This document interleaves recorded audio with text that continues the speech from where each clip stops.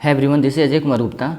इस लेक्चर में हम एस चांद पब्लिकेशन का मैथ्स क्लास 8 चैप्टर नंबर 11 यानी मेंसुरेशन को डिस्कस करेंगे। और इसमें सबसे पहले हम देखेंगे एरिया ऑफ अ क्वाड्रिलेटरल्स, उसके बाद डिस्कस करेंगे area of a triangles. Area of quadrilateral में देखेंगे सबसे पहले एरिया ऑफ पैरेललोग्राम, ठीक है। उसके पहले एक चीज़ यहाँ पे ध्यान रखना कि पैरेललोग्राम को हम शॉर्ट में लिखेंगे, पैरेलल का साइन होगा और उसके बगल में ग्राम, इसको हम शॉर्ट में लिखेंगे पैरेललोग्राम, ठीक है। चलो आगे बढ़ते हैं। देखो, किसी भी पैरेललोग्राम का जो जनरल फॉर्मूला होता है एरिया का, वो होता है area of parallelogram equal to base into height, ठीक है, बेस इंटू हाइट, ये एक जनरल फॉर्मूला होता है। अब पैरेललोग्राम के किसी भी साइड को, पैरेललोग्राम के किसी भी साइड को हम लोग एज अ बेस कंसीडर कर सकते हैं, ठीक है। आप चाहें तो डीसी को एज अ बेस कंसीडर कर लें, बीसी को एज अ बेस कंसीडर कर लें, एबी को बेस कंसीडर कर लें, या फिर एडी को बेस कंसीडर कर लें, ठीक है। अब फॉर एग्जांपल अगर हम डीसी को एज अ बेस कंसीडर करते हैं, ठीक है, डीसी को एज अ बेस कंसीडर करते हैं तो इसका एरिया हो जाएगा डीसी इंटू हाइट। अब देखो हाइट क्या होता है, हाइट हम लोग कैसे फाइंड करते हैं। देखो, ये हो गया हमारा डीसी, बेस हो गया। अब इसका जो अपोजिट वर्टेक्स है ना, यानी ए और बी, यहाँ से हम एक परपेंडिकुलर ड्रा करेंगे डीसी पे, ठीक है, एक परपेंडिकुलर ड्रा करेंगे डीसी से। या तो आप ए से ड्रा कर लो या तो आप बी से ड्रा कर लो। अगर हम ए से ड्रा करेंगे तो डीसी पे आएगा, यानी इस पैरेललोग्राम के अंदर आएगा। अगर हम बी से ड्रा करते हैं तो यहाँ पे ये पैरेललोग्राम के बाहर चला जाएगा, ठीक है, पैरेललोग्राम के बाहर चला जाएगा। लेकिन हमेशा याद रखना, यहाँ पे मैं साइड में लिख देता हूँ, इसको कुछ नाम दे देते हैं हम लोग। ये हो गया हमारा ए और ये हो गया हमारा एफ, ठीक है। अब याद रखना हमेशा कि अगर ये क्वाड्रिलेटरल एक पैरेललोग्राम है, अगर ये क्वाड्रिलेटरल एक पैरेललोग्राम है तो A A equal to B F होगा, ठीक है ना, A E equal to B F. अब देखो, कुछ बच्चों के माइंड में ये भी क्वेश्चन अराइज हो सकते हैं कि आखिर ये हुआ कैसे। तो आप लोगों ने पिछले क्लासेस में पढ़ चुका है ये कि टू पैरेलल लाइंस के बीच का perpendicular distance, two parallel lines के बीच का परपेंडिकुलर डिस्टेंस क्या होता है, इक्वल होता है। अब बताओ ये क्या है, ये एक पैरेललोग्राम है। पैरेललोग्राम का मतलब ये साइड और ये साइड दोनों क्या है, पैरेलल हैं। अब इनके बीच का परपेंडिकुलर डिस्टेंस क्या होगा, इक्वल होगा, इसीलिए यहाँ पे A E equal to F B हमने लिखा है, ठीक है। अब देखो आगे बढ़ते हैं। अगर हम डीसी को एज अ बेस कंसीडर करते हैं तो हमारा ए ई क्या हो जाएगा, ए ई हमारा हो जाएगा हाइट, ठीक है, ए ई हमारा हो जाएगा हाइट। या फिर अगर हम लोग बीसी को एज अ बेस कंसीडर करते हैं, अगर हम लोग बीसी को एज अ बेस कंसीडर करते हैं तो इसके सामने वाले वर्टेक्स से, यानी कि या तो ए से या तो डी से हम क्या करेंगे, एक परपेंडिकुलर ड्रा करेंगे बीसी पे। तो हम क्या करेंगे, हम ए से एक परपेंडिकुलर ड्रा करेंगे कहाँ पे, बीसी पे। अगर हम डी से ड्रा करेंगे तो ये बाहर चला जाएगा, लेकिन दोनों का लेंथ क्या होगा, सेम ही होगा, ठीक है, क्योंकि ए डी और बीसी दोनों क्या है, पैरेलल हैं। तो हम क्या करेंगे कि ए से एक परपेंडिकुलर ड्रा करेंगे जो बीसी से होकर के जाएगा, ठीक है। ये हो गया हमारा परपेंडिकुलर यानी कि 19 डिग्री, ठीक है।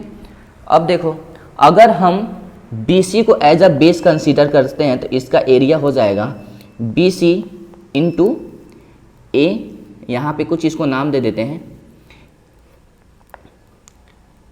ये हो जाएगा हमारा G, ठीक है, ये वाला पॉइंट हमारा हो जाएगा G, तो ये हो जाएगा AG, ठीक है। वैसे ही अगर हम AB को एज अ बेस कंसीडर करें, ए बी को एज अ बेस कंसीडर करें तो क्या करेंगे, हम पॉइंट सी से एक यहाँ पे अब हम देख लेते हैं एरिया ऑफ अ रेक्टेंगल। देखो रेक्टेंगल भी क्या होता है, रेक्टेंगल भी एक पैरेललोग्राम होता है, यानी इसका भी जो एरिया होगा, एरिया ऑफ रेक्टेंगल वो होगा बेस इंटू हाइट। ठीक है, बेस इंटू हाइट।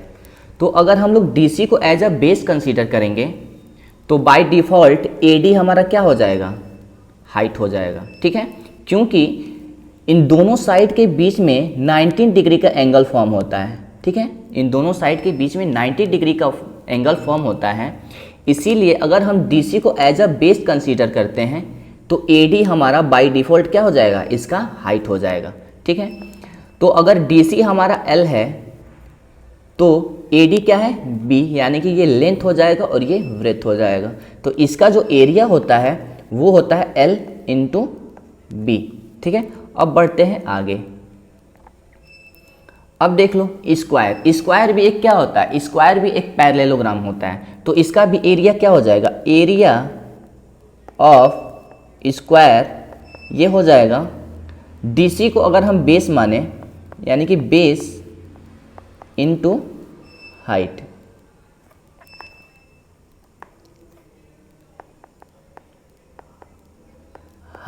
ठीक है, अब देखो अगर हम DC को एज अ बेस कंसीडर करते हैं, DC को एज अ बेस कंसीडर करते हैं और DC का लेंथ क्या है, A। ठीक है, DC का लेंथ है हमारा A। तो पता ही है कि स्क्वायर में दो साइड के बीच में जो एंगल फॉर्म होता है वो 90 डिग्री होता है, यानी अगर DC हमारा क्या है, DC हमारा बेस है तो बाय डिफ़ॉल्ट AD क्या हो जाएगा, AD हमारा हाइट हो जाएगा। और ये स्क्वायर है यानी कि ये और ये दोनों क्या है, इक्वल है। अगर ये A है तो ये भी क्या है, A है, यानी A स्क्वायर। तो इसीलिए किसी भी स्क्वायर का जो एरिया होता है वो A स्क्वायर होता है, जहाँ पे A क्या है, हमारा साइड। अब देख लेते हैं एरिया ऑफ रोम्बस। ठीक है, देखो रोम्बस भी एक तरीके का पैरेललोग्राम होता है। ठीक है, तो इसका भी एरिया हम लोग उसी तरीके से फाइंड करेंगे जैसे कि हमने किया था बेस इंटू हाइट। ठीक है, तो इसको हम लोग एरिया फाइंड कर सकते हैं बेस इंटू हाइट का फॉर्मूला यूज़ करते हुए। लेकिन रोम्बस का एक और फॉर्मूला होता है इसके एरिया फाइंड करने का, वो क्या होता है, वो होता है area of rhombus, area of rhombus equal to 1/2 D1 into D2, जहाँ पे आपका D क्या है, D1 और D2 क्या है, ये है आपका D1 एंड D2 डायगोनल है। ठीक है,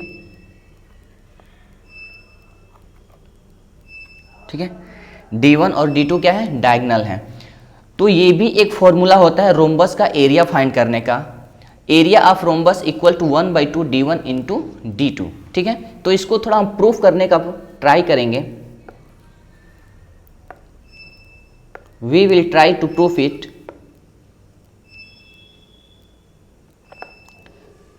चलो तो क्या करेंगे हम, सबसे पहले कि दो डायगोनल ड्रा करेंगे, यानी कि AC और एक BD। ठीक है, और जो रोम्बस के डायगोनल्स होते हैं उसकी अलग बात ये होती है कि ये एक दूसरे को परपेंडिकुलर बाइसेक्ट करते हैं। परपेंडिकुलर बाइसेक्ट करने का मतलब ये है कि ये एक दूसरे पे 90 डिग्री का एंगल फॉर्म करते हैं। ठीक है ना, ये सिंबल 90 डिग्री का है। ठीक है, उसके साथ साथ ये एक दूसरे को इक्वली डिवाइड भी करते हैं। ठीक है, अगर हम यहाँ पे AC को D1 लें और BD को D2 माने, ठीक है ना, AC को D1 और BD को D2 माने। ठीक है, तो यहाँ पे अगर इस पॉइंट को अगर O मानते हैं, अगर इस पॉइंट को O मानते हैं तो OD हमारा क्या हो जाएगा, OD हमारा होगा D2/2। ठीक है, आधा हो जाएगा।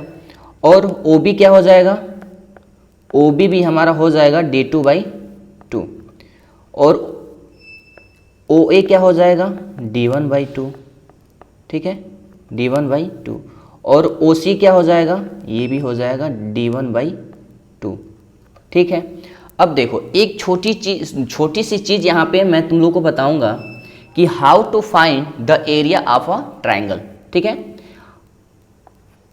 क्योंकि इसको प्रूव करने के लिए हमको ये जानना पड़ेगा कि how to find the area of triangle. आगे वाले लेक्चर में हम यही डिस्कस करेंगे कि how to find area of a triangle. लेकिन यहाँ पे मुझे इसकी नीड है, तो मैं यहाँ पे थोड़ा सा इसका प्रोमो देना चाहूँगा। होता है area of triangle 1/2 base into height. For example ये यहाँ पे एक ट्राइंगल है ABC और ये एक परपेंडिकुलर है BC पे 90 डिग्री, ठीक है। ये हो गया D। तो इस ट्राइंगल का एरिया हो जाएगा 1/2, बेस क्या है हमारा BC है और हाइट क्या है AD है। तो ऐसे करके हम किसी ट्राइंगल का एरिया फाइंड करते हैं। हो गया। अब इसको थोड़ा हम मिटाते हैं। अब देखो इसमें क्या करेंगे, अगर हम ट्राइंगल ADC का एरिया फाइंड करें और ट्राइंगल ACB का एरिया फाइंड करें और ऐड कर दें तो हमारा एरिया हो जाएगा एरिया ऑफ दिस रोम्बस। चलो हम क्या करेंगे, यहाँ पे फाइंड करेंगे area of triangle ADC, area of triangle ADC। ये क्या हो जाएगा, ये हो जाएगा 1/2। अब इसका बेस क्या है, अब देखो इसका बेस क्या है, बेस है AC, ठीक है, बेस है AC और हाइट क्या हो जाएगा OD, क्योंकि यहाँ पे 90 डिग्री का एंगल फॉर्म कर रहा है तो ये इसका हाइट हो जाएगा। तो इस पर हम लोग करेंगे कि बेस हमारा क्या है, बेस है हमारा AC यानी कि क्या D1, AC म्हणजे D1, ये हो जाएगा D1। और हमारा यहाँ पे परपेंडिकुलर क्या है यानी कि हाइट क्या है OD कितना यहाँ पे हमने फाइंड कर रखा है D2/2, तो ये हो जाएगा D2/2, ठीक है। अब यहाँ पे हम क्या करेंगे, एरिया ऑफ ट्राइंगल ACB, इसमें भी बेस क्या होगा, इसमें भी हमारा बेस होगा AC और इसकी हाइट क्या हो जाएगी OB कितना है D2/2। यहाँ पे OB की हमने वैल्यू फाइंड कर रखा है D2/2, ठीक है। तो यहाँ पे लिखेंगे एरिया ऑफ ट्राइंगल ACB, ये हो जाएगा 1/2, बेस क्या है हमारा D1 है और यहाँ पे ये क्या है, ये हमारा है D2/2। इन दोनों का एरिया इक्वल ही होगा। इसको हम लोग थोड़ा मॉडिफाई करके लिख सकते हैं 1/4 इंटू D1 इंटू D2, ठीक है। इसको भी लिख सकते हैं 1/4 इंटू D1 इंटू D2, ठीक है। अब देखो एरिया ऑफ रोम्बस हो जाएगा, एरिया ऑफ रोम्बस हो जाएगा area of triangle ADC plus area of triangle ACB। इसको क्या लिखेंगे, अब देखो एरिया ऑफ ट्राइंगल ADC क्या है, एरिया ऑफ ट्राइंगल ADC है 1/4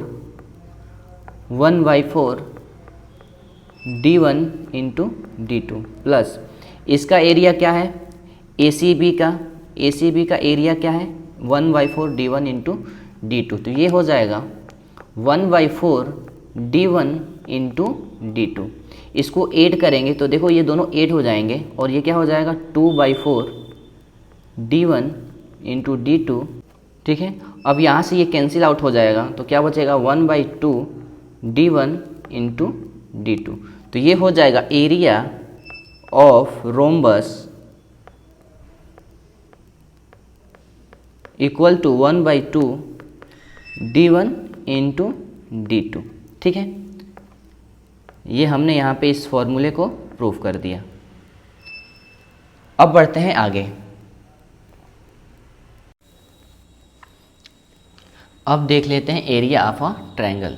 देखो किसी भी ट्रायंगल का एरिया होता है, यानी कि जो बेसिक फॉर्मूला होता है एरिया फाइंड करने का, वो होता है एरिया ऑफ अ ट्रायंगल। वो होता है 1/2 बेस इंटू हाइट, ठीक है, बेस इंटू हाइट। अब बेस क्या होता है, बेस हमारा कोई भी साइड हो जाएगा, ट्रायंगल का साइड। अगर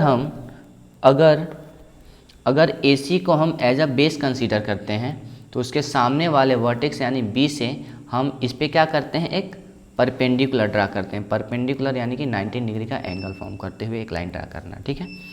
अब इस ट्रायंगल का एरिया हो जाएगा, एरिया ऑफ ट्रायंगल ABC, ये हो जाएगा 1/2, बेस क्या है हमारा AC और हाइट क्या है BD, ठीक है। ये हो जाएगा इस ट्रायंगल का एरिया। किसी भी ट्रायंगल का एरिया होता है 1/2 बेस इंटू हाइट यानी कि 1/2 AC इंटू BD। अब बढ़ते हैं आगे। अब देखो area of right angle triangle क्या होता है। राइट एंगल ट्रायंगल क्या होता है ये पता ही है, यानी ट्रायंगल का कोई भी एक एंगल 90 डिग्री होता है तो उसी को बोलते हैं क्या, 90 डिग्री राइट एंगल ट्रायंगल।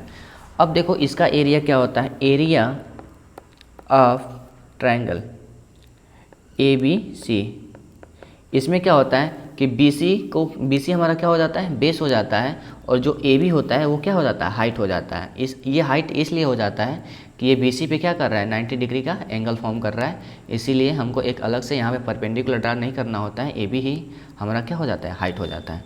तो इसका एरिया हो जाएगा 1/2 बेस इंटू हाइट, ठीक है, बेस इंटू हाइट।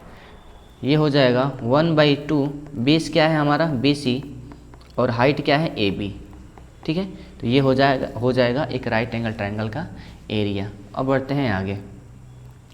अब देख लेते हैं इक्विलेटरल ट्रायंगल क्या होता है। इक्विलेटरल ट्रायंगल पता ही होगा होता क्या है, किसी भी ट्रायंगल के अगर तीनों साइड इक्वल हैं तो वो ट्रायंगल इक्विलेटरल ट्रायंगल हो जाता है। फॉर एग्जांपल मेरे पास ये एक इक्विलेटरल ट्रायंगल है, ठीक है, इसको कुछ नाम दे देते हैं, यहाँ पे A B और ये हो जाता है C।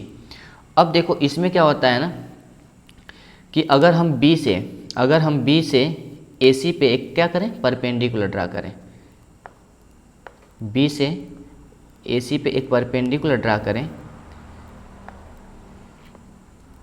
तो ये परपेंडिकुलर होने के साथ साथ, ठीक है, ये परपेंडिकुलर होने के साथ साथ ये क्या करता है, AC को दो इक्वल पार्ट में भी डिवाइड करता है। यानी कि जो BD है वो एक परपेंडिकुलर बाइसेक्टर है, यानी सामने वाले साइड पे परपेंडिकुलर भी होगा और उस साइड को दो इक्वल पार्ट में डिवाइड भी करेगा। अगर ये इक्विलेटरल ट्रायंगल है तो ये A हो जाएगा, ये भी A, और AC अगर AC A है तो AD क्या हो जाएगा, A/2 हो जाएगा, ठीक है, क्योंकि ये परपेंडिकुलर बाइसेक्टर है।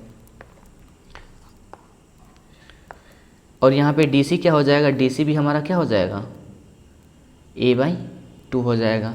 तो अगर हम यहाँ से BD को फाइंड करना चाहें तो फाइंड कर सकते हैं पाइथागोरस थ्योरम से। यानी कि जो हमारा ट्रायंगल है, यहाँ पे लिखेंगे इन ट्रायंगल BDC, ये एक राइट एंगल ट्रायंगल है, तो यहाँ पे पाइथागोरस थ्योरम हम लोग यूज़ कर सकते हैं। यानी कि हो जाएगा BD² + DC² = BC², ठीक है। ये एक पाइथागोरस थ्योरम होता है जो राइट एंगल ट्रायंगल में यूज़ करते हैं। अब देखो BD क्या है, BD हमको फाइंड करना है। यहाँ पे DC क्या है, DC है A/2, और BC क्या है, BC है हमारा A।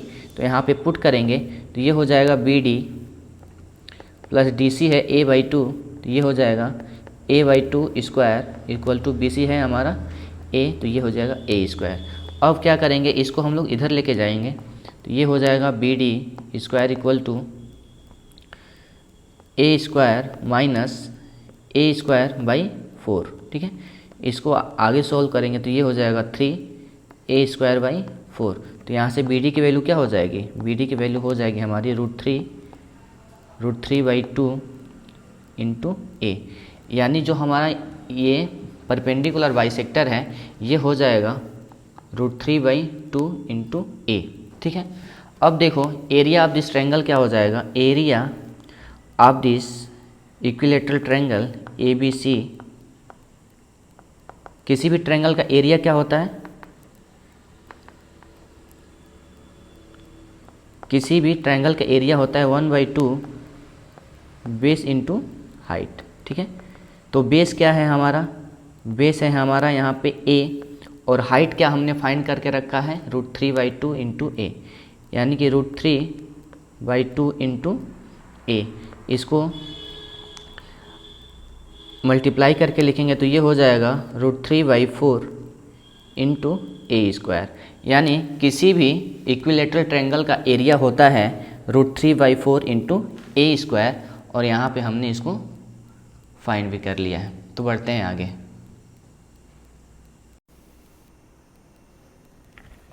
अब देख लेते हैं area of circle. Area of circle होता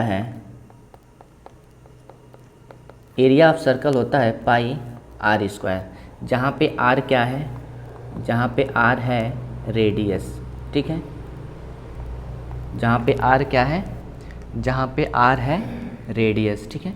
और पाई की वैल्यू हम लोग लेते हैं 22/7 या फिर 3.14, ठीक है। एक चीज़ और होता है, सरकमफेरेंस होता है। पहले समझ लो सरकमफेरेंस होता क्या है। अगर इस सर्कल को हम यहाँ से तोड़ दें तो ये कुछ ऐसा बनेगा, ठीक है ना। और इसी लेंथ को क्या बोलते हैं, इसी लेंथ को हम लोग बोलते हैं सरकमफेरेंस,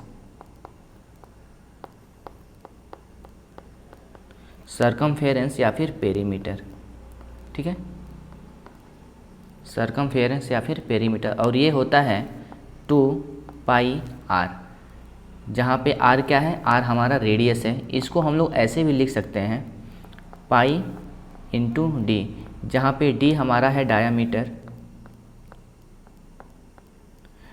डायामीटर, यानी कि यहाँ से लेकर के यहाँ तक, ठीक है। और d = होता है हमारा 2r, यानी जो हमारा डायमीटर होता है वो रेडियस का 2 टाइम होता है, ठीक है। पाई की वैल्यू पता ही है क्या होता है, 22/7 ले सकते हैं या फिर 3.14, ये एक कांस्टेंट वैल्यू होती है, ठीक है। अब बढ़ते हैं आगे। अब हम स्टार्ट कर लेते हैं एक्सरसाइज 11.1। 11.1 में जो क्वेश्चन नंबर 1 दे रखा है, if the length and breadth of a rectangle, ठीक है, आर डबल, यानी एक रेक्टेंगल है उसके लेंथ और ब्रेथ को डबल कर दिया जा रहा है।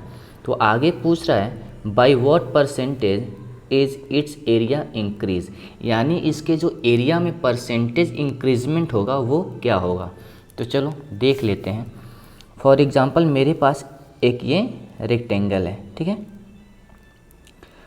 अब देखो हमको इसमें ना परसेंटेज इंक्रीजमेंट पूछ रहा है, एग्जैक्ट वैल्यू नहीं पूछ रहा है। तो हम चाहें तो रेक्टेंगल का लेंथ और ब्रेथ कुछ भी ले सकते हैं। यदि आप चाहते हो लेंथ 10 लेना तो आप 10 ले सकते हैं, अगर ब्रेथ आप 5 लेना चाहते हो तो 5 भी ले सकते हो। अगर आपका मूड है कि लेंथ हम 20 लेंगे तो आप लेंथ 20 भी ले सकते हो, लेकिन अगर आप चाहते हो कि ब्रेथ हमको 10 लेना है तो आप 10 भी ले सकते हो। अगर आप x और y लेना चाहते हो तो आप वो भी ले सकते हो। तो मैं क्या करूँगा, मैं इसका लेंथ ले लूँगा 10 और इसका ब्रेथ ले लूँगा 5, ठीक है। अब देखो आगे क्या बोल रहा है, आगे ये बोल रहा है कि इसका जो लेंथ है और जो ब्रेथ है वो क्या कर दिया जा रहा है, डबल कर दिया जा रहा है। अगर लेंथ हमारा अगर 10 है तो इसके लेंथ को बढ़ाकर क्या कर दिया जा रहा है, डबल, यानी कि 20 कर दिया जा रहा है।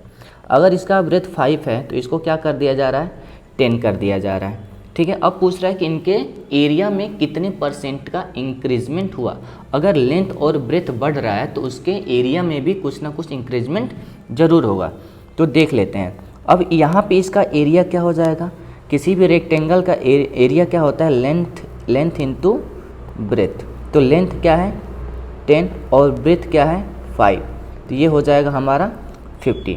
यहाँ पे इसका एरिया क्या हो जाएगा, यहाँ पे इसका एरिया हो जाएगा लेंथ इंटू ब्रेथ। तो 10 लेंथ क्या है हमारा 20 और ब्रेथ क्या है 10, तो यहाँ पे क्या हो जाएगा 200। तो इंक्रीजमेंट फाइंड करना है हमको, ठीक है, इंक्रीजमेंट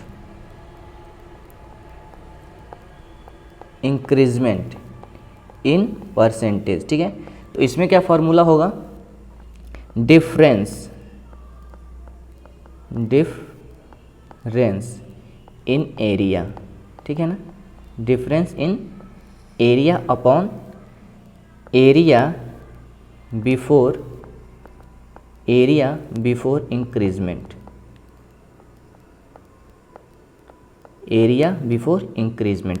अगर यहाँ पे हम डिफरेंस पूछें, एरिया का डिफरेंस पूछें अगर, तो क्या हो जाएगा, ये 200 हो जाएगा, ठीक है।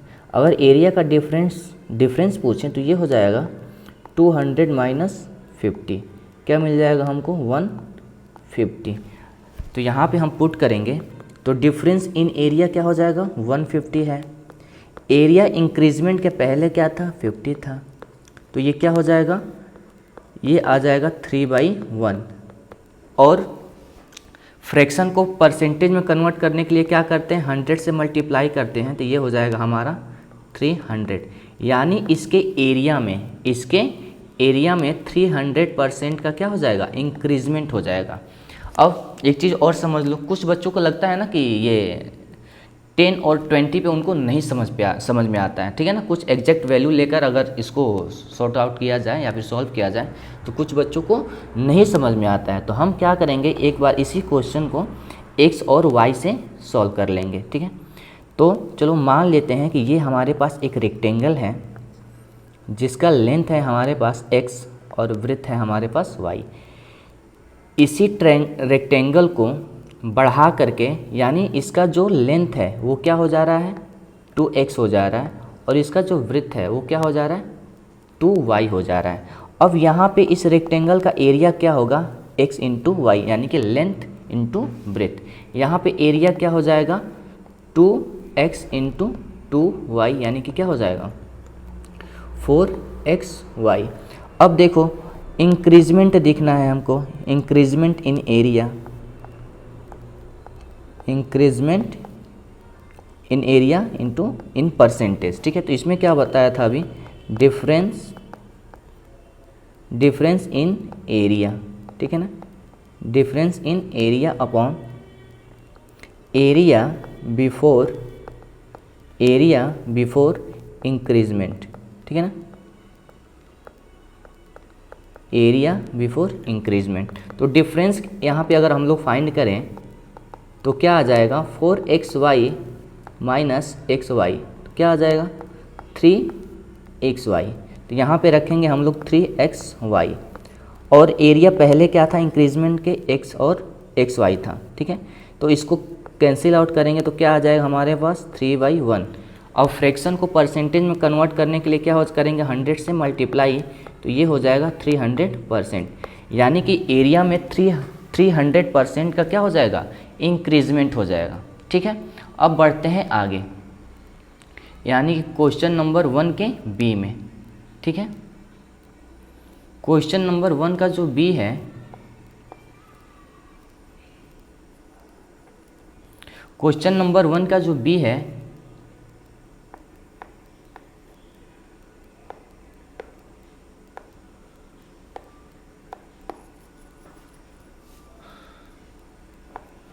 क्वेश्चन नंबर 1 के बी में बोल रहा है the radii of 2 concentric circle are 8.4 centimetre and 7 centimetre, the area enclosed between them is. अब देखो ये क्या कह रहा है, कंसेंट्रिक मतलब होता है एक सर्कल के अंदर दूसरा सर्कल। फॉर एग्जांपल ऐसे, जैसे कि मान लो ये एक सर्कल हो गया, ठीक है, ये एक सर्कल हो गया, तो इसी सर्कल के बीच में एक और सर्कल, फॉर एग्जांपल ऐसे,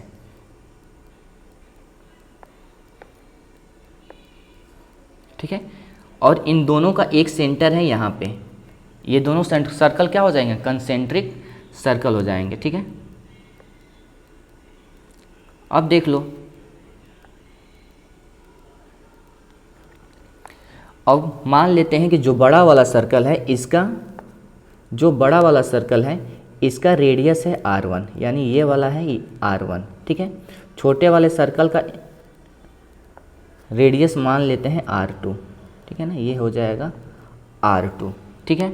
और अब पूछ रहा है कि जो इंक्लोज्ड एरिया है, यानी ये वाला एरिया, ठीक है ना, जो इन दोनों सर्कल से घिरा हुआ है, इनका एरिया क्या है, ठीक है। तो चलो देख लेते हैं क्या होता है। एक सर्कल का एरिया हमने बताया है, वो होता है पाई r², ठीक है। तो देखो करेंगे क्या, जो बड़ा वाला सर्कल है ना हमारे पास, बड़ा वाला, ये जो बड़ा वाला सर्कल है, इसके एरिया में से हम छोटे वाले सर्कल का अगर एरिया हम लोग निकाल देंगे तो हमारे पास क्या बच जाएगा, इनक्लोज्ड एरिया बच जाएगा, ठीक है ना। तो यही करना है। तो यहाँ पे करेंगे हम, बड़े वाले सर्कल का एरिया हो जाएगा पाई r1², ठीक है। छोटे वाले सर्कल का एरिया हो जाएगा पाई r2²। ठीक है, अब क्या करेंगे, यहाँ से हम कॉमन ले लेंगे पाई। ठीक है, पाई कॉमन लेंगे तो यहाँ पे बचेगा r1² माइनस r2²। ठीक है, अब पिछले चैप्टर में हमने एक आइडेंटिटी पढ़ा था, वो होता है a² minus b² equal to a²। ये होता है a plus B into A minus B. तो वही यहाँ पे हम अप्लाई करेंगे, तो ये हो जाएगा पाई, ये हो जाएगा r1 प्लस r2, यहाँ पे हो जाएगा r1 माइनस r2, जहाँ पे r1 क्या है, बड़ा है r2 से। ठीक है, अब देख लो यहाँ पे वैल्यू पुट करेंगे, तो यहाँ पे वैल्यू, यहाँ पे पाई अभी आगे वाले स्टेप में करेंगे। यहाँ पे r1 क्या है हमारा, r1 था हमारा 8.4, r1 था हमारा 8.4, बड़े वाले सर्कल का रेडियस, छोटे वाले सर्कल का रेडियस क्या था, 7। ठीक है, अब देखो बड़े वाले सर्कल का रेडियस क्या था, 8.4 इंटू नहीं माइनस r2 क्या था, r2 हमारा था 7, छोटे वाले सर्कल का एरिया, माइनस कर लेंगे, यहाँ पे हो जाएगा 22/7। अब यहाँ पे 8 करेंगे तो ये हो जाएगा 15/15.4 इंटू ये हो जाएगा 1.4, यहाँ से कैंसिल आउट करेंगे इसको तो ये हो जाएगा 0.2। यहाँ पे आगे लिखेंगे 22 इंटू 15.4 इंटू 0.2। अगर इसको मल्टीप्लाई करेंगे तो आएगा, ये हो जाएगा 67.76 सेंटीमीटर स्क्वायर, यानी कि ऑप्शन नंबर 1 क्या हो जाएगा इसका, फर्स्ट, यानी कि 67.76 सेंटीमीटर स्क्वायर इसका आंसर हो जाएगा। अब चलते हैं क्वेश्चन नंबर 1 के थर्ड यानी कि सी पे। देखो इसमें क्या बोल रहा है, इसमें बोल रहा है कि the area of a right angle triangle whose base is 8 centimetre and hypotenuse is 10 centimetre. ठीक है, तो यहाँ पे मैंने एक राइट एंगल ट्रायंगल पहले से ड्रा करा हुआ है, जिसमें हाइपोटेनस क्या होता है, हाइपोटेनस होता है किसी भी राइट एंगल ट्रायंगल का सबसे यानी कि लॉन्गेस्ट साइड, यानी कि ये। अब देखो इसमें बात फंसती है ना कि बेस और परपेंडिकुलर पे। ठीक है, तो देखो ये भी हमारा परपेंडिकुलर और या फिर बेस हो सकता है या फिर हाइट, या फिर ये भी हो सकता है हमारा बेस या फिर हाइट। तो हम क्या करेंगे, हम इसी को ले लेंगे, हमारा ये बेस हो जाएगा। ठीक है ना, बेस कितना दे रखा है, बेस इसमें दे रखा है 8। ठीक है, अब देखो, अब एक पाइथागोरियन ट्रिपलेट के बारे में आप लोगों ने सुना होगा। तो एक पाइथागोरियन ट्रिपलेट होता है 3, 4 और 5, जो किसी भी राइट एंगल ट्रायंगल के तीनों साइड को रिप्रेजेंट करता है। ठीक है ना, तो जिसमें जो ये 5 है ना, ये 5 क्या है, हाइपोटेनस है, यानी कि सबसे लॉन्गेस्ट साइड। अब देखो अगर ध्यान से देखोगे ना, तो इसका जो हाइपोटेनस है ये क्या है, 10 है, यानी 5 का 2 टाइम है कि नहीं है। अब देखो यहाँ पे क्या है 8, तो 8 क्या है, 4 का 2 टाइम है, यानी जो ये होगा ये वाली साइड ये क्या होगा, 3 का 2 टाइम होगा, 3 का 2 टाइम होगा, यानी क्या हो जाएगा 6। तो ऐसे भी ये भी एक तरीका है इसके हाइट यानी कि परपेंडिकुलर को फाइंड करने का। अगर ये तरीका नहीं समझ में आ रहा है तो देख लेते हैं पाइथागोरस थ्योरम से। पाइथागोरस थ्योरम तो पता ही होगा ना आप लोगों को, तो उसको यूज़ करके हम यहाँ पे इसका थर्ड साइड फाइंड कर लेंगे। ठीक है, पहले इसको नेमिंग कर देते हैं। मान लो ये ए हो गया, ये बी हो गया और ये सी हो गया। ठीक है ना, देखो मेंसुरेशन में अगर आप फिगर बनाते हो तो क्लैरिटी आती है। ठीक है ना, तो ट्राई करिए कि आप लोग फिगर बनाइए। ठीक है, अब देखो, अब पाइथागोरस थ्योरम क्या होता है, AB² plus BC² equal to AC²। ठीक है ना, तो AC क्या था हमारा 10 था, BC क्या था हमारा 8 था, तो यहाँ पे पुट कर लेंगे। तो AB को हमको फाइंड करना है, तो AB² प्लस BC कितना है, BC है हमारा 8 का स्क्वायर करेंगे 64 इक्वल टू AC क्या दे रखा है 10 का स्क्वायर करेंगे 100। अब देखो AB को यहाँ से फाइंड करना है, तो AB क्या हो जाएगा 100 माइनस 64, तो क्या आ जाएगा, ये AB² है 36, यानी AB² क्या हो जाएगा 36, तो AB क्या हो जाएगा हमारा 6। ठीक है ना, देखो ऐसे भी करके 6 आ गया। अगर वहाँ से पाइथागोरियन ट्रिपलेट से जाते तो थोड़ा टाइम कम लगता। ठीक है, तो टाइम एग्जाम में बचाने का एक ये तरीका हो सकता है अगर आप थोड़ा सा इस पर काम कर लो तो। ठीक है, अब देखो क्या पूछ रहा है, अब इसमें पूछा है the area of right angle triangle. तो एरिया मैं आपको बता चुका हूँ कि एरिया होता क्या है। एरिया हो जाएगा इसका 1/2 बेस इंटू हाइट, ठीक है ना। तो बेस क्या है हमारा बेस है 8, ठीक है ना। हाइट क्या है 6, कैंसिल आउट करेंगे, ये हो जाएगा 3 टाइम, मल्टीप्लाई करेंगे 8 इंटू 3 यानी कि 24 सेंटीमीटर में है, तो ये हो जाएगा सेंटीमीटर स्क्वायर, जिसमें ऑप्शन नंबर 3 हमारा सही हो जाएगा। अब देख लेते हैं फर्स्ट का डी क्या कह रहा है। The distance covered in 10 revolution by a road roller of diameter 4.2 metre is. अब देखो ये क्या क्या कह रहा है, ये बोल रहा है कि ये एक रोड रोलर है, ठीक है ना। इसका जो ये व्हील है ये वाला, इसका डायमीटर दे रखा है यानी कि ये, ठीक है। और ये कितना दे रखा है 4.2 मीटर दे रखा है, 4.2 मीटर दे रखा है। अब बोल रहा है कि जब ये पहिया यानी जब ये व्हील 10 टाइम घूमेगा तो ये रोलर कितना डिस्टेंस कवर करेगा। तो एक बात बताओ, जब ये व्हील एक बार घूमेगा तो ये कितना डिस्टेंस कवर करेगा।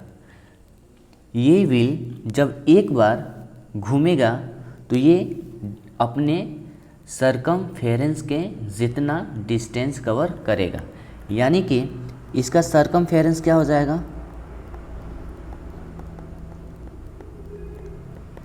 ये जो शेप है इसका सरकमफेरेंस क्या हो जाएगा 2πr। किसी भी सर्कुलर शेप का सरकमफेरेंस क्या होता है 2πr। अब देखो r नहीं दे रखा है, ठीक है ना, r नहीं दे रखा है, वो दे रखा है हमको डायमीटर। डायमीटर क्या होता है d होता है 2r। अब यहाँ पे d कितना दे रखा है, d यानी कि डायमीटर 4.2 मीटर, ठीक है ना। तो यहाँ पे 4.2 मीटर रखेंगे इक्वल टू 2r, तो इसको कैंसिल आउट करेंगे तो ये हो जाएगा r इक्वल टू 2.1 मीटर। यानी इस व्हील का जो रेडियस है ना ये वाला, ये कितना है 2.1 मीटर दे रखा है, ठीक है। अब अगर रेडियस 2.1 मीटर है तो इसका सरकमफेरेंस कितना होगा, ये हो जाएगा 2πr। 2π की वैल्यू 22/7, r की वैल्यू क्या है 2.1। इसको कैंसिल आउट करेंगे तो ये जाएगा 0.3 टाइम्स, मल्टीप्लाई करेंगे तो ये हो जाएगा 13.2 मीटर। यानी जब ये व्हील एक बार घूमेगा, यानी कि जब ये व्हील एक बार घूमेगा तो ये रोड रोलर 13.2 मीटर का डिस्टेंस कवर करेगा। अब ये बताओ, जब ये रोड रोलर एक बार घूम रहा है और 13.2 मीटर का डिस्टेंस कवर कर रहा है तो ये 10 टाइम जब घूमेगा, जब ये 10 टाइम घूमेगा तो कितना डिस्टेंस कवर करेगा, तो ये करेगा 13.2 इंटू 10 मीटर, तो क्या हो जाएगा 132 मीटर, जो ऑप्शन नंबर क्या है हमारा 1 है। तो बढ़ते हैं आगे। अब देख लेते हैं क्वेश्चन नंबर 2। देखो क्या कह रहा है, a wire is in the shape of rectangle of length 12 centimetre and breadth 8 centimetre. The same wire is rebent into a square, find its area. देखो ये क्या बोल रहा है, एक वायर है, ठीक है ना। जैसे कि मान लो ये एक ऐसे करके वायर है, ठीक है। इसको एक रेक्टेंगल फॉर्म में बेंड किया गया है, ठीक है ना, रेक्टेंगल के फॉर्म में बेंड किया गया है, ठीक है। और जो इसका लेंथ है वो दे रखा है हमारा 12 सेंटीमीटर और इसका जो ब्रेथ है वो दे रखा है 8 सेंटीमीटर, ठीक है ना। अब बोल रहा है इसी रेक्टेंगल को यानी कि इसी वायर को रीबेंड किया गया है in the form of a square, ठीक है ना। इसी वायर को रीबेंड किया गया है in the form of square. तो बोल रहा है कि इस स्क्वायर का एरिया बताओ। तो एक बात बताओ, जो ये रेक्टेंगल यहाँ पे बनाया गया है और जो स्क्वायर यहाँ पे बनाया गया है, इन दोनों का पेरीमीटर सेम होगा, ठीक है ना, क्योंकि ये दोनों एक ही वायर से बनाए गए हैं। तो ये बताओ पेरीमीटर ऑफ रेक्टेंगल क्या होता है? पेरीमीटर ऑफ रेक्टेंगल क्या होता है? 2 इंटू एल प्लस बी। अब ये बताओ एल क्या है हमारा 12, बी क्या है 8, दोनों को 8 करोगे क्या हो जाएगा 20 इक्वल टू 40 सेंटीमीटर। सेंटीमीटर में दे रखा है, हाँ सेंटीमीटर में दे रखा है। अब ये बताओ अगर इस स्क्वायर का हम साइड ए माने तो इसका पेरीमीटर क्या हो जाएगा? इसका पेरीमीटर होगा 4a, जो किसके इक्वल होगा? इसके पेरीमीटर के। ठीक है, तो यहाँ से हम a की वैल्यू क्या मिल गया हमको 10, यानी इस स्क्वायर का साइड कितना हो गया 10। अब एरिया ऑफ दिस स्क्वायर क्या हो जाएगा? ए स्क्वायर, यानी कि 10 इंटू 10 इक्वल टू क्या हो जाएगा 100 सेंटीमीटर स्क्वायर। क्वेश्चन नंबर 2 का आंसर क्या हो जाएगा 100 सेंटीमीटर स्क्वायर। अब बढ़ते हैं आगे। क्वेश्चन नंबर 3 में क्या बोल रहा है ये? क्वेश्चन नंबर 3 में बोल रहे हैं क्वेश्चन नंबर 3 में ये बोल रहे हैं ABCD is a parallelogram with AD 8 centimetre. अब BM AD पे परपेंडिकुलर है, यानी ये जो BM है ना ये वाला, ये क्या है AD पे परपेंडिकुलर है, यानी कि 90 डिग्री का एंगल फॉर्म कर रहा है। और BM का जो लेंथ है, यानी इसका जो लेंथ है ये वाला, इसको दे रखा है कितना 11.4 सेंटीमीटर। तो फाइंड करने के लिए बोल रहा है, दो क्वेश्चन दे रखे हैं यहाँ पे। ए दे रखा है एरिया ऑफ ABCD। तो एरिया ऑफ पैरेललोग्राम क्या होता है? एरिया ऑफ पैरेललोग्राम मैंने बताया था, जैसे कि मान लो ये है एक पैरेललोग्राम, ठीक है ना, ये दे रखा है A, B, C और D। यहाँ से इस वाले वर्टेक्स से इस पे एक परपेंडिकुलर ड्रा किया गया है। इस पॉइंट को एक नाम दिया गया है हमारा यहाँ पे M, ठीक है ना, ये है M। अब दे रखा है यहाँ पे AD कितना दे रखा है? AD दे रखा है हमारा 8 सेंटीमीटर, ठीक है। अब जो BM है वो क्या है AD पे परपेंडिकुलर है, यानी कि 90 डिग्री का एंगल फॉर्म हो रहा है। तो ये कितना दे रखा है? BM कितना दे रखा है? BM हमारा दे रखा है यहाँ पे 11.4 सेंटीमीटर, ठीक है। अब एरिया ऑफ पैरेललोग्राम होता क्या है? मैंने बताया था ना, बेस इनटू हाइट। तो ये BM क्या है? BM हमारा हाइट है और बेस क्या है? अब देखो BM किस पे परपेंडिकुलर है? AD पे है, यानी AD क्या है? AD हमारा बेस है। तो यहाँ पे रखेंगे 8 इंटू 11.4 सेंटीमीटर, ठीक है। ये क्या हो जाएगा? इसको मल्टीप्लाई करेंगे, यानी कि 11.4 इंटू 8, ये हो जाएगा 8 4 जा 32, 3 8 1 जा 8 और 3 11, 1 कैरी हो जाएगा, 8 1 जा 8 और 1 9, यानी कि 91.2।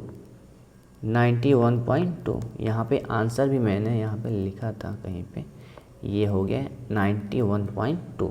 ये हो गया क्वेश्चन नंबर 3 का A, ठीक है। अब बढ़ते हैं आगे। अब देखते हैं क्वेश्चन इसी के B में क्या बोल रहा है। इसी के B में बोल रहा है हाइट ऑफ DL, यानी कि ये वाला। अब देखो क्या कर रहा है, अब AB को बेस कंसीडर कर रहा है, ठीक है, और इस वाले वर्टेक्स से इस पे एक परपेंडिकुलर डाल रहा है, ठीक है ना। तो इसमें क्या बोल रहा है, height DL if AB 12 centimetre. बोल रहा है कि अगर AB 12 सेंटीमीटर हो तो DL का लेंथ बताओ।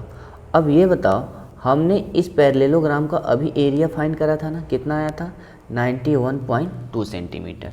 यानी कि यहाँ पे लिखेंगे एरिया ऑफ पैरेललोग्राम कितना आया था 91.2 सेंटीमीटर स्क्वायर। अब देखो मैं इसको बता चुका हूँ कि कैसे किसी भी पैरेललोग्राम का एरिया कैसे कैसे फाइंड करा जा सकता है। तो यहाँ पे इसको बेस कंसीडर कर रहा है और इसको हाइट कंसीडर कर रहा है, तो ये हो जाएगा A B into D L is equal to क्या हो जाएगा, एरिया। तो एरिया कितना दे रखा है, ए बी कितना दे रखा है, ए बी हमारा दे रखा है यहाँ पे 12 सेंटीमीटर 12, और डी एल पूछ रखा है, और एरिया हमने पहले कितना फाइंड करा था 91.2 सेंटीमीटर स्क्वायर। तो यहाँ पे डी एल क्या हो जाएगा, यानी कि 91.2 अपॉन 12। तो इसको कैलकुलेशन करेंगे तो ये आ जाएगा हमारा 7.6 सेंटीमीटर, ठीक है। यानी इसका वैल्यू डी एल क्या हो जाएगा, डी एल हो जाएगा 7.6 सेंटीमीटर, ठीक है ना। यहाँ पे आंसर मैंने लिख भी रखा है पहले से, ठीक है। अब आते हैं क्वेश्चन नंबर 4 पे। अब देखो क्वेश्चन नंबर 4 में क्या बोल रहे हैं, थोड़ा सा इसको बड़ा कर लेते हैं ताकि अच्छे से हमको दिखाई दे। ये यहाँ पे दे रखा है the area of rhombus 93.5 centimetre square, यानी कि एक रोम्बस दे रखा है और इसका एरिया दे रखा है 93.5 centimetre square. If its perimeter is 44 centimetre then find its altitude. अब इसका अल्टीट्यूड फाइंड करने के लिए ये बोल रहा है। तो देखो क्या करेंगे, पहले इसको थोड़ा सा हम छोटा कर लें।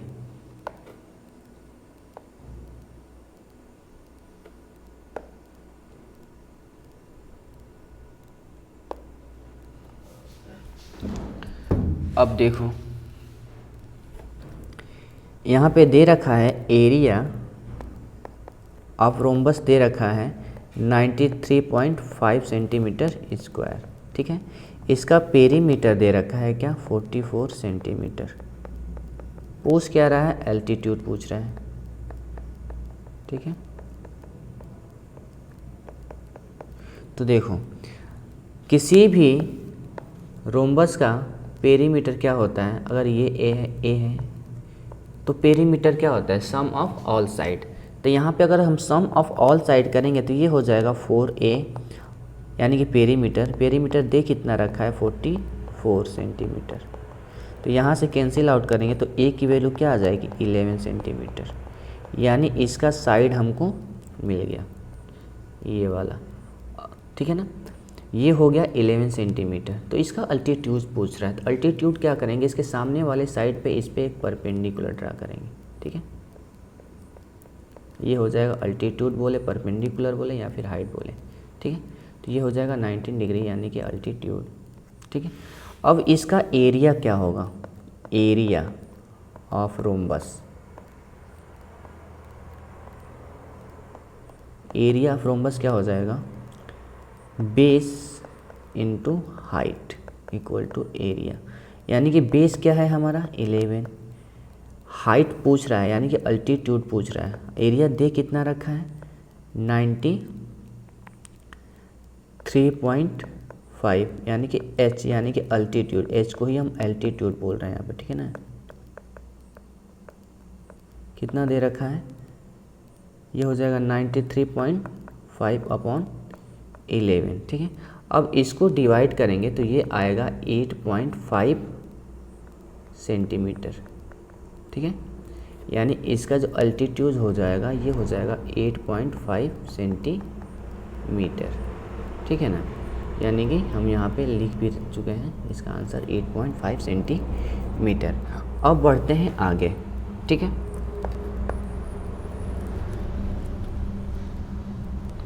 इसको पहले पढ़ लेते हैं कि ये क्या कह रहा है आगे, यानी क्वेश्चन नंबर 5 क्या कह रहा है।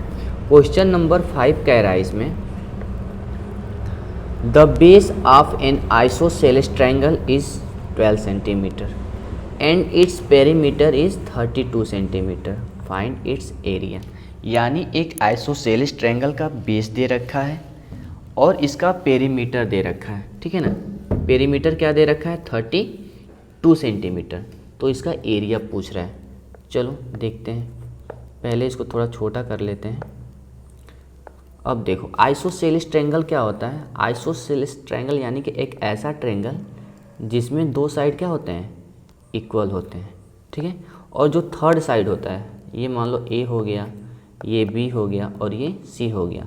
तो जो थर्ड, जैसे कि मान लो ये ए है और ये भी ए है और ये मान लेते हैं कुछ बी मान लेते हैं, ठीक है ना। तो ये जो थर्ड साइड है ना, जो अलग है दोनों से, इसी को हम बेस बोलते हैं, ठीक है ना। ये हो जाएगा हमारा बेस। जो कितना दे रखा है, BC कितना दे रखा है हमारा यहाँ पे, BC दे रखा है 12 सेंटीमीटर, ठीक है ना। BC दे रखा है 12 सेंटीमीटर और इसका पेरीमीटर दे रखा है। अब ये बताओ आइसोसेलेस ट्रायंगल का पेरीमीटर क्या होता है। अगर नहीं भी पता है तो इतना सिंपल चीज़ ज़रूर पता होगा कि पेरीमीटर मतलब होता है कि सम ऑफ ऑल साइड, यानी कि सम ऑफ ऑल साइड अगर करें यानी AB plus BC plus AB plus BC plus AC, ठीक है। कितना दे रखा है, ये दे रखा है हमारा क्वेश्चन नंबर 5 में, ये है 32 सेंटीमीटर, ठीक है ना। ये हो जाएगा 32 सेंटीमीटर। तो AB क्या है हमारा, A है। BC क्या है हमारा, नहीं, BC हमारा यहाँ पे है 12 सेंटीमीटर और AC क्या है, A है और ये क्या है 32। इनको 8 करेंगे तो 2A हो जाएगा। 12 को इधर लेके जाएंगे, 32 माइनस 12 यानी कि 2A इक्वल टू क्या हो जाएगा, 2A इक्वल टू हो जाएगा 20, यानी कि A की वैल्यू क्या आ जाएगी, A की वैल्यू आ जाएगी 10, यानी ये भी 10 और A भी 10। अब बताओ इसका एरिया पूछ रहा है, ठीक है ना। इस ट्रायंगल का एरिया पूछ रहा है और ट्रायंगल का एरिया क्या होता है, ट्रायंगल का एरिया होता है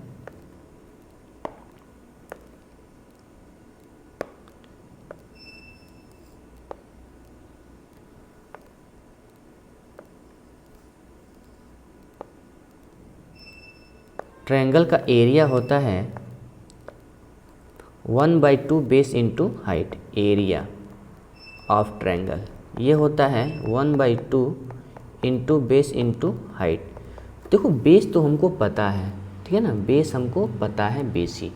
अब हमको ज़रूरी है क्या, किसका नीड है, हमको हाइट का नीड है, ठीक है ना। तो हाइट क्या, हाइट कैसे फाइंड करते हैं आप सबको पता ही होगा। अगर ये हमारा बेस है, अगर BC हमारा बेस है तो इसके अपोजिट में जो वर्टेक्स है यहाँ से एक परपेंडिकुलर ड्रा करते हैं। परपेंडिकुलर बोले, अल्टीट्यूड बोले, हाइट बोले, सब एक ही चीज़ है, ठीक है ना। तो यहाँ से एक परपेंडिकुलर यानी अल्टीट्यूड ड्रा करेंगे, जो क्या करेगा यहाँ पे 90 डिग्री का एंगल फॉर्म करेगा। तो देखो आइसोसेलेस ट्रायंगल में होता क्या है कि जो ये बेस है, ठीक है ना, और ये दोनों साइड क्या है, ये हमारा बेस है और ये दोनों साइड इक्वल साइड है, ठीक है ना। तो अगर हम यहाँ से एक परपेंडिकुलर ड्रा करते हैं, जैसे हमने इक्विलैटरल ट्रायंगल में देखा था ना कि अगर हम यहाँ से एक क्या करते हैं, परपेंडिकुलर ड्रा कर रहे थे, तो ये केवल परपेंडिकुलर नहीं होता है, ये परपेंडिकुलर बाइसेक्टर होता है। ये आइसोसेलेस ट्रायंगल की मैं बात कर रहा हूँ, ठीक है ना, किसी भी ट्रायंगल की बात नहीं कर रहा। यही चीज़ हम लोग अप्लाई करते हैं इक्विलैटरल ट्रायंगल में भी, कि यानी अगर यहाँ से हम एक परपेंडिकुलर ड्रा करें ना इस सामने वाली साइड पे, तो ये केवल परपेंडिकुलर नहीं होता, ये परपेंडिकुलर बाइसेक्टर होता है। परपेंडिकुलर बाइसेक्टर करने का मतलब ये है कि यहाँ पे मान लो ये पॉइंट तुम्हारा D है, तो ये BD equal to DC, BD equal to DC कर देता है, यानी BC को दो इक्वली पार्ट में डिवाइड कर देता है। क्यों, क्योंकि जो ये AD है ना, ये परपेंडिकुलर केवल नहीं है, ये परपेंडिकुलर बाई सेक्टर है। तो अब ये बताओ हमारा BC कितना दे रखा था, BC दे रखा था 12, ठीक है ना, BC दे रखा था 12। तो हमारा BD कितना हो जाएगा या फिर DC कितना हो जाएगा, DC की बात करें या फिर BD की बात करें, ये कितना हो जाएगा 6 सेंटीमीटर, यानी कि ये किस में था 6 सेंटीमीटर में। अब ये बताओ अगर ये हमारा, यानी कि अगर ये इतना का मैं बात कर रहा हूँ, ये अगर 6 है, अगर ये हमारा 6 है और ये हमारा 10 है, तो क्या हम अल्टीट्यूड फाइंड कर सकते हैं, किस फॉर्मूले से, पाइथागोरस थ्योरम से, ठीक है ना। तो यहाँ पे अप्लाई करेंगे पाइथागोरस थ्योरम। पाइथागोरस थ्योरम इस ट्रायंगल में क्या हो जाएगा, पहले यहाँ पे लिखेंगे इन ट्रायंगल ADC, ADC क्या हो जाएगा यहाँ पे हो जाएगा AD square plus DC square equal to AC square, ठीक है ना। तो AD हमको पता नहीं है, AD हमको फाइंड करना है, ठीक है ना। तो ये हो जाएगा AC square minus DC square, ठीक है। तो AC क्या दे रखा है 10, तो इसका स्क्वायर करेंगे तो क्या हो जाएगा 100। अब DC क्या दे रखा है 36, ठीक है ना। अब 36 को DC दे रखा है 6, तो 6 का स्क्वायर करेंगे तो 36, तो यहाँ पे आ जाएगा हमारा कितना, क्या 64। अब ये बताओ AD स्क्वायर अगर 64 है तो AD की वैल्यू क्या हो जाएगी 8, यानी कि जब इसका हम स्क्वायर रूट फाइंड करेंगे तो यानी कि ये क्या हो गया, ये हो गया हमारा 8, ठीक है ना। अब एकदम इजी है। अब एरिया ऑफ ट्रायंगल क्या हो जाएगा, एरिया ऑफ ट्रायंगल क्या हो जाएगा, एरिया ऑफ ट्रायंगल हो जाएगा 1/2 बेस इंटू हाइट, ठीक है ना। 1/2 बेस इंटू हाइट, तो 1/2 बेस क्या था हमारा।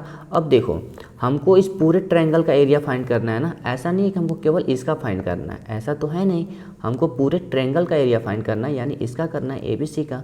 तो ये हो जाएगा हमारा, बेस हमने इसको लिया था, ठीक है ना, बेस हमने BC को लिया था, तो बेस हमारा हो जाएगा BC यानी कि 12 इंटू H क्या दे रखा है, H दे रखा है हमारा 8, हमने अभी फाइंड करा है।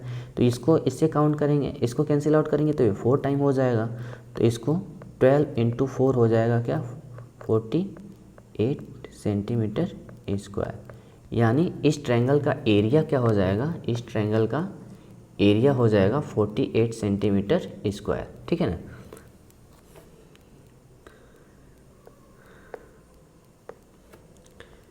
ये हो जाएगा हमारा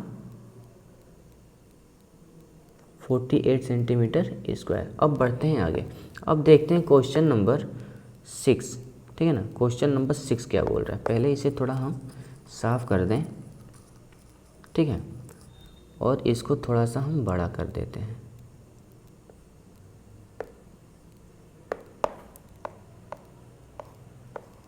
अब देखो क्वेश्चन नंबर 6 तो हो गया, 5 तो हो गया, 6 में देखो क्या बोल रहा है, a wire is in circular shape of radius 28 centimetre, यानी एक वायर है जिसको सर्कुलर शेप में बेंड किया गया है, जिसका रेडियस क्या है 28 सेंटीमीटर।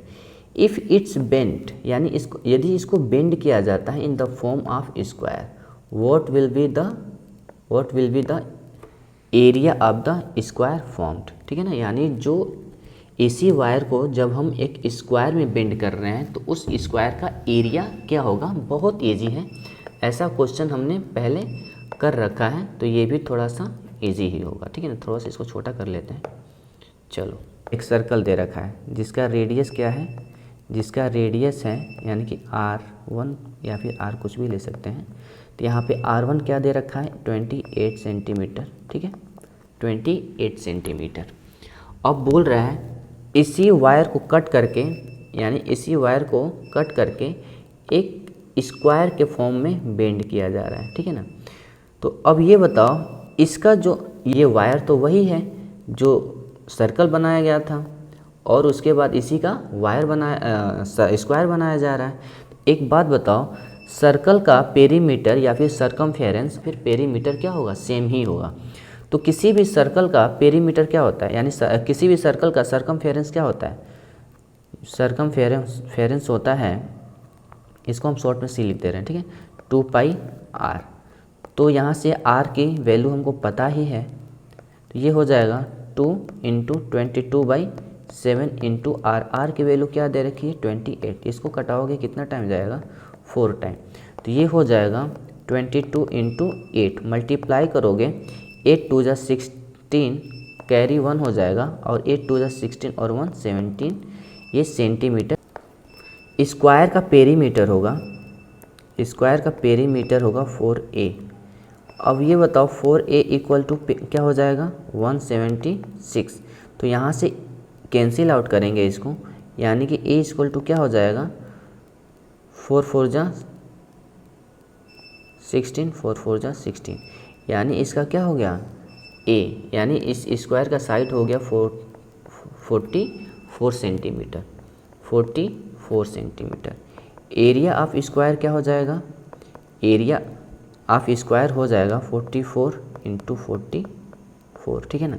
इसको मल्टीप्लाई करेंगे अगर 44 को 44 से, तो क्या मिलेगा, 4 4 जा 16, 1 4 4 जा 16 और 1 17, यानी कि यहाँ पे भी क्या आ जाएगा 176, 8 करेंगे 6, 7 और 6 हो जाएगा 13, 1 और 7 और 1 4, 7 और 1 8 और 1 9, ये हो जाएगा 1936, यानी इस स्क्वायर का एरिया क्या हो जाएगा 1936। अब यहाँ पे देख लेते हैं ज़रा इसको, एक क्वेश्चन और बच गया है हमारा, इसको देख लेते हैं। अब देखो ये भी थोड़ा इजी ही है। देखो इसमें क्या बोल रहा है, find the area of the shaded region, यानी ये जो शेडेड रीजन है ना ये वाला, इसका एरिया हमको फाइंड करना है। बहुत ज़्यादा दिक्कत नहीं होगी हमको, ठीक है ना। अब देखो क्या होगा, अब ये बताओ ये वाला जो शेप है वो कैसा है, ये वाला शेप कैसा है, रेक्टेंगल है। तो यहाँ पे हम एरिया ऑफ रेक्टेंगल अगर फाइंड करें तो क्या हो जाएगा, इसका लेंथ दे रखा है 16 और ब्रेथ दे रखा है 10, तो क्या हो जाएगा 160 सेंटीमीटर स्क्वायर, ठीक है ना। अब ये बताओ इसके अंदर जो ट्रायंगल है, ये वाला ट्रायंगल, ठीक है ना, ये कौन सा ट्रायंगल है, ध्यान से देखोगे ना तो ये एक राइट एंगल ट्रायंगल है, ठीक है ना, ये एक राइट एंगल ट्रायंगल है। लेकिन ये जब यहाँ पे राइट एंगल है तो ये वाला क्या हो जाएगा, हाइपोटेनस हो जाएगा, ये क्या हो जाएगा, बेस हो जाएगा। और किसी भी ट्रायंगल का एरिया फाइंड करने के लिए हमको उसका अल्टीट्यूड या फिर हाइट बोलें और बेस क्या नीड होता है, लेकिन यहाँ पे बेस नहीं दे रखा है, इसीलिए हम इसका क्या करेंगे, बेस फाइंड करेंगे। 17 का स्क्वायर क्या होता है, 17 का स्क्वायर होता है 289, ठीक है ना। अब इसमें से माइनस करेंगे, 289 में से माइनस करेंगे क्या, 64, तो ये आ जाएगा 5, ये आ जाएगा 2 और ये 2। अब देखो इसका स्क्वायर रूट फाइंड करोगे ना तो 15 आ जाएगा, यानी इसका जो ये जो हाइट है या फिर अल्टीट्यूड ये क्या है 15 है, ठीक है ना। यानी कि 8, यानी कि 8, 15 और 17 क्या है, ये एक पाइथागोरियन ट्रिपलेट है जिसमें इसका हाइपोटेनस 17 है। अब बताओ एरिया ऑफ ट्रायंगल क्या हो जाएगा, 1/2 बेस क्या है 8, इसका हमने ये क्या फाइंड करा है, हाइट बोले या फिर अल्टीट्यूड बोले, वो है 15। इसको कैंसिल आउट करोगे 4 टाइम जाएगा, यानी कि 4 इंटू 15 कितना हो जाएगा 60 सेंटीमीटर स्क्वायर, ठीक है ना। अब ये बताओ यहाँ पे शेडेड रीजन क्या होगा, शेडेड रीजन क्या होगा, area of rectangle minus area of triangle. इस रेक्टेंगल के एरिया से अगर हम इस ट्रायंगल के एरिया को माइनस कर दें तो क्या शेडेड रीजन का एरिया आ जाएगा, बिल्कुल आ जाएगा। तो एरिया ऑफ रेक्टेंगल क्या है 160, ठीक है ना, एरिया ऑफ ट्रायंगल क्या है 60, माइनस करेंगे 100 सेंटीमीटर स्क्वायर।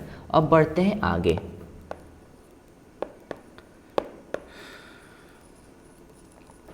अब देख लेते हैं बी में क्या बोल रहा है।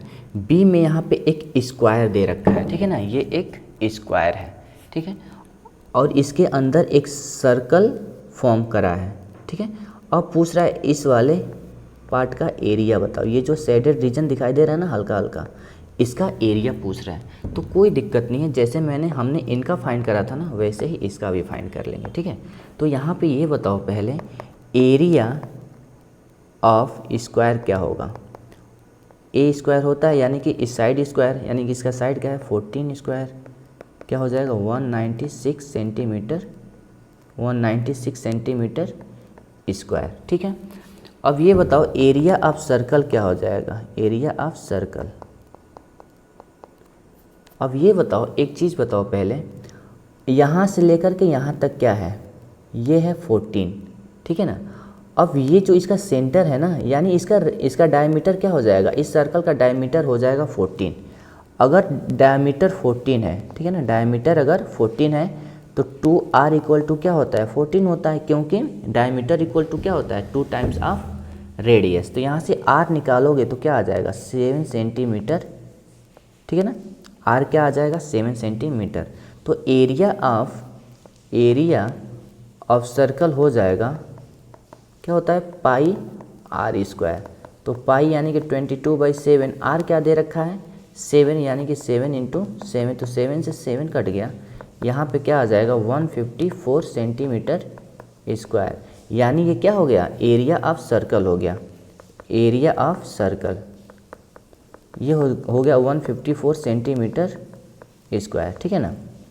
अब देखो शेडेड रीजन यहाँ से फाइंड करेंगे, तो ये हो जाएगा शेडेड रीजन, ठीक है। शेडेड रीजन हो जाएगा area of square minus area of circle, ठीक है ना। तो एरिया ऑफ स्क्वायर कितना है, 196 सेंटीमीटर, 196 सेंटीमीटर स्क्वायर।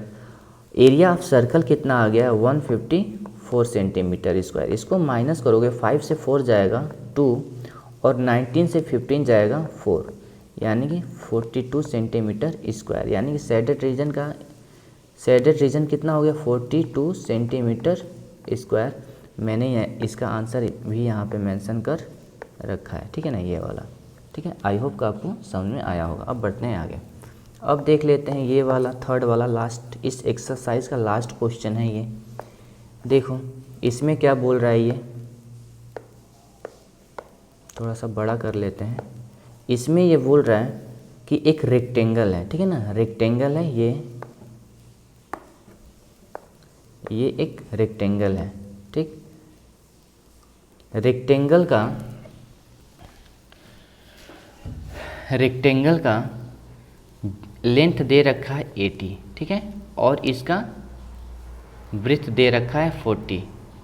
अब इसमें एक ट्रायंगल बना हुआ है, ठीक है, और इसका एरिया पूछ रहा है, ठीक है ना। बहुत इजी है, थोड़ा सा अंडरस्टैंडिंग अगर आपके पास है, यानी कि थोड़ा सा अंडरस्टैंडिंग अगर आपका डेवलप हो गया है, तो इस क्वेश्चन में भी कुछ नहीं है, हम इसको बहुत ही ईजिली उड़ा सकते हैं, ठीक है। अब देखो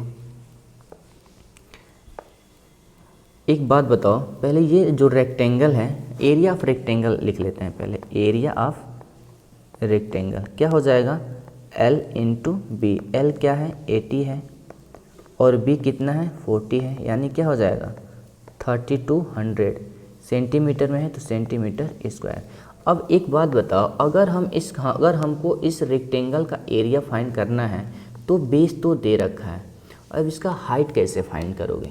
तो एक चीज़ देख लो पहले, ये क्या है, रेक्टेंगल है ना, ये क्या है, रेक्टेंगल है। रेक्टेंगल यानी कि इसका जो अपोजिट साइड है इक्वल होने के साथ साथ ये पैरेलल भी होता है, और हमको पता है कि किसी भी दो पैरेलल लाइन के बीच का परपेंडिकुलर डिस्टेंस क्या होता है, इक्वल होता है। किसी भी दो लाइन के बीच का परपेंडिकुलर डिस्टेंस क्या होता है, इक्वल होता है। तो ये बताओ इन दो लाइन के बीच का परपेंडिकुलर डिस्टेंस क्या है, 40 है। यानी यहाँ से भी अगर हम एक परपेंडिकुलर या फिर अल्टीट्यूड ड्रा करें यहाँ से, तो ये भी क्या हो जाएगा, ये भी हमारा 40 सेंटीमीटर ही होगा, ठीक है। अब इसमें क्या बचा है, कुछ नहीं बचा है। यहाँ पे लिखो area of triangle. Area of triangle क्या हो जाएगा, 1/2। बेस कितना है, 80। हाइट कितनी है या फिर अल्टीट्यूड कितना है, 40, ठीक है। अगर इसको हम करें तो ये क्या हो जाएगा 20, तो इसको करेंगे तो क्या हो जाएगा 1600, ठीक है। अब ये बताओ एरिया ऑफ शेडेड रीजन क्या हो जाएगा, शेडेड रीजन ये हो जाएगा हमारा area of rectangle minus area of triangle. तो एरिया ऑफ रेक्टेंगल क्या है 3200 माइनस एरिया ऑफ ट्रायंगल क्या है, एरिया ऑफ ट्रायंगल 1600, क्या हो जाएगा 1600, ठीक है। यानी कि एरिया ऑफ शेडेड रीजन क्या हो जाएगा 1600 सेंटीमीटर स्क्वायर।